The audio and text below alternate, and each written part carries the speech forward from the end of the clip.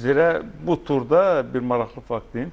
Bu 24 gol vuruldu. Bu turda gol vura bilməyən yeganə komanda oldu. Gol vura bilmədilər bu turda və getdi 6-cı yerə. Sabah isə əksinə bu qələbədən sonra artıq ilk üçlüyün astanasındadır.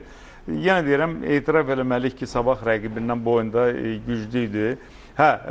Bu məğlubiyyətdə Zirənin bir neçə qabaqcıl oyuncusunun olmaması böyük rol oynadı. Amma gəlin belə baxaq, Sabahın da etkiləri çoxudur.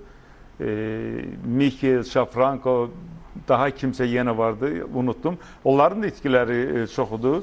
Məncə bugün Sabahda nə çatmır? Stabillik çatmır. Baxın, liderlərlə əla oynayır, qələbəsini qazanır, amma bəzən görsən ki, outsiderlərlə elə xal itirir ki, və yekunda nəticədə ona mani rol yuxarı yerlərə tutsunlar. Göstərdiyi oyun Sabaha o ambisiyalarına ümid verir və mən əminliklə deyə bilərəm ki, bu cür davam eləsə, Sabah mövsümün sonunda ilk üçlükdə qərar tutacaq.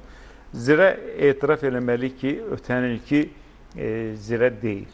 Bir qədər zəif təsir bağışlayır. İndi bu mövsümdə onun artıq rəqibləri çoxalıb, Avrokuboklara çıxmaq uğrunda vəsiqə qazanmaqda. Məsələn, Turan Tovuz var, Sabah, Araz, hətta Neftçi, mən Neftçini silmirəm bu siyahıdan, Zirəyə ciddi rəqib olacaqlar.